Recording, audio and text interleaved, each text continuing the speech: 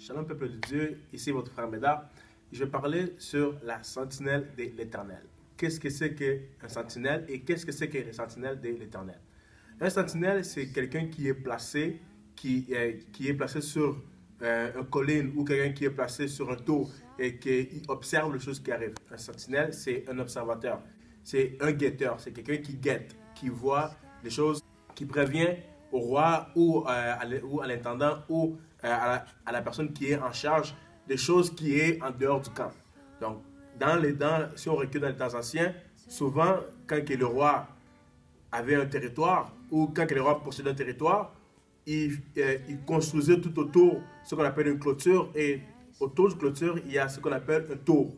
Et dans ce tour-là, on mettait un sentinelle qui guettait, qui observait et qui surveillait toute activité qui se passait à l'extérieur du camp. Donc, c'était à lui de prévenir si les visiteurs venaient, c'était à lui de prévenir au roi si une armée quelconque venait les attaquer, c'était à lui de prévenir aux gens à l'intérieur du camp qu'est-ce qui s'est passé à l'extérieur. Donc, un sentinelle de l'Éternel, c'est quelqu'un qui veille en esprit, c'est quelqu'un qui observe les choses spirituelles, c'est quelqu'un qui connaît les choses spirituelles, c'est quelqu'un qui est alerte aux choses spirituelles. Premièrement, sachant qu'il y a deux types de sentinelles. Il y a sentinelle physique et sentinelle spirituelle. Un sentinelle physique, c'est ce que les hommes placent. C'est ce qu'un roi peut placer. C'est ce qu'un centurion peut placer. C'est quelqu'un qui observe, qui a la capacité de discerner. Un sentinelle physique, c'est quelqu'un qui est capable de discerner les choses, les activités, les mouvements qui est autour de lui, qui se passe au-devant de lui. Un sentinelle physique, c'est quelqu'un qui a l'intelligence de comprendre toute activité ou tout mouvement qui est autour de lui et de discerner les sortes de mouvements qui est au-devant de lui. Un sentinelle spirituel, il est un peu différent. Un sentinelle spirituel ne veille pas comme un sentinelle physique. Un sentinelle physique, lui, il doit rester éveillé. Donc, il ne dort pas. Il a les jours, s'il surveille les jours, il doit rester éveillé. Donc, ses yeux doivent survoler les territoires. Où est-ce qu'il est? Mais quand il surveille la nuit, il ne doit pas dormir parce qu'il doit observer les mouvements, il doit entendre les mouvements et voir tout ce qui se passe autour de lui. Donc, il est presque tout le temps debout et éveillé. Un sentinelle spirituel, c'est quelqu'un qui, lui, il veille, mais il veille dans la prière. Voilà. Il n'a pas les mêmes, comment dire, presque pas les mêmes fonctions qu'un sentinelle physique. Un sentinelle physique, il doit avoir les deux yeux ouverts pour voir ce qui se passe. Mais un sentinelle spirituel, il a les deux yeux spirituels ouverts, qui signifie que les sentinelles spirituels, ils prient presque tout le temps. C'est quelqu'un qui, durant la nuit, pendant que les gens sont en train de dormir, lui, il est en train de prier. Pendant que les gens sont en train de faire la fête, lui, il est en train de jeûner. Donc, pour bien comprendre cela, les sentinelles spirituels, un sentinelle de l'Éternel, c'est souvent un homme ou une femme que Dieu a établi dans la famille, dans une église, dans un pays, dans un territoire quelconque. C'est souvent quelqu'un que Dieu établit. Donc, on peut voir ça dans Ézéchiel, chapitre 33, à partir du premier verset. Quand Dieu est en train de parler à Ézéchiel, si on lit à partir du premier verset, la parole de Dieu dit ceci. La parole de l'Éternel me fut adressée en ces mots. Fils d'homme, parle aux gens de ton peuple. Tu leur diras, lorsque je fais venir l'épée contre un pays et que le peuple du pays prend dans ses rangs quelques hommes et l'établit comme sentinelle. Si cet homme voit venir l'épée contre le pays, sonne du corps et l'avertit le peuple, laisse pas avertir et ne laisse pas avertir et que l'épée vient, l'enlève, son sang sera sur sa tête. Il a entendu le son du corps et il ne s'est pas laissé avertir. Son sang sera sur lui. Celui qui se laisse avertir sauvera sa vie. Si la sentinelle voit venir l'épée et ne sonne pas du corps, si le peuple n'est pas averti et que l'épée vient, enlève quelqu'un, celui-ci sera enlevé à cause de son injustice, mais je réclamerai son sang à la sentinelle. Donc, Dieu ici est en train de spécifier les sentinelles physiques. Dieu est en train de donner un ordre. Dieu est en train de donner le commandement comment un sentinelle physique doit être. Et nous pouvons savoir que entre un sentinelle physique et un sentinelle spirituel, les commandements et les ordres sont presque similaires. Parce que ici, Dieu est en train de parler de l'épée. L'épée, dans la Bible, signifie la souffrance. L'épée signifie la guerre. L'épée signifie les malheurs. L'épée signifie la malédiction. Donc, Dieu ici est en train de dire aux enfants d'Israël que si vous placez un sentinelle et que le malheur vient et qu'il n'avertit pas le peuple, le sang du peuple sera sur sa tête.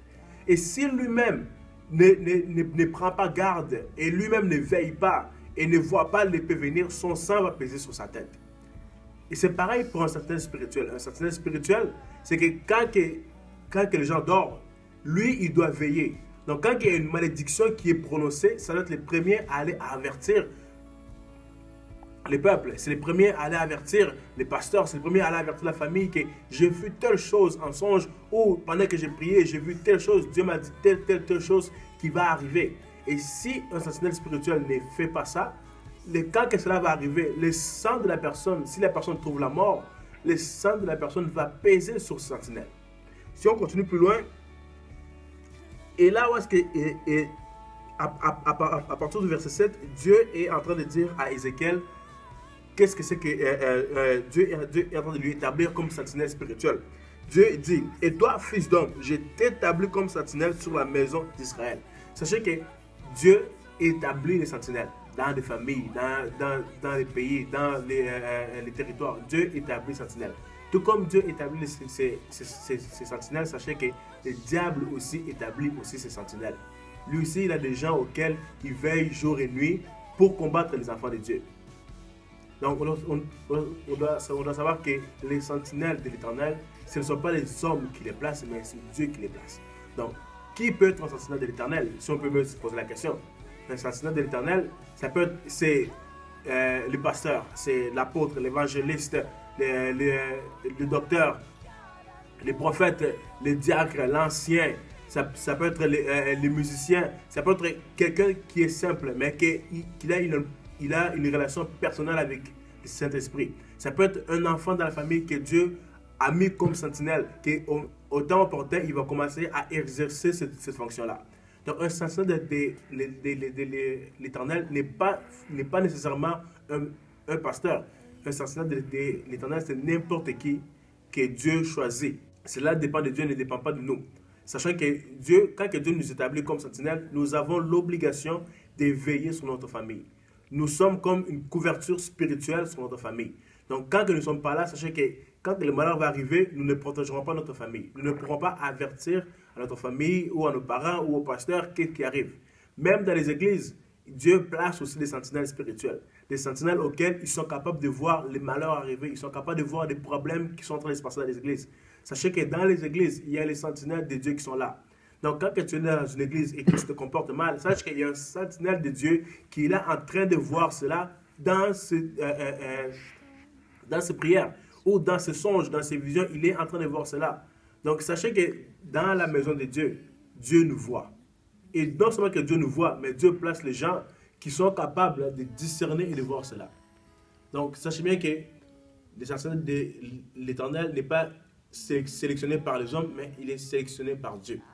Et Dieu seul établit, et Dieu seul donne le commandement et les fonctions d'un sentinelle. Si toi, tu sens que dans ta famille, tu fais partie des personnes qui voient les choses arriver, sache que c'est un signe que Dieu est en train de te donner, que tu es peut-être les sentinelles de ta famille.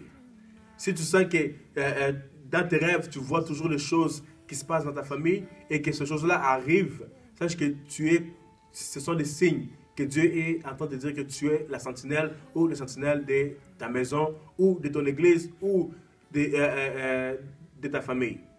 Donc, bien aimé, j'aimerais comprendre ce temps ici, que si tu sens que tu as cette fonction-là, j'aimerais bien que tu pries avec moi et que tu demandes à Dieu, à ce que Dieu il te parle par rapport à ça, et qu'il te révèle les choses par rapport à ça, et afin que tu puisses augmenter ça, et afin que tu puisses développer ça, et être les sentinelles en pleine fonction dans sa famille, dans son ministère, dans son église, dans son territoire,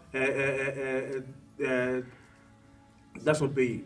Donc, là où est-ce que tu es, juste élève tes mains et dis, Seigneur Jésus-Christ, je te remercie pour toi qui es dans ma vie, toi qui as rentré dans ma vie, toi qui as fait une place dans ma vie, toi qui es mon Seigneur et Sauveur.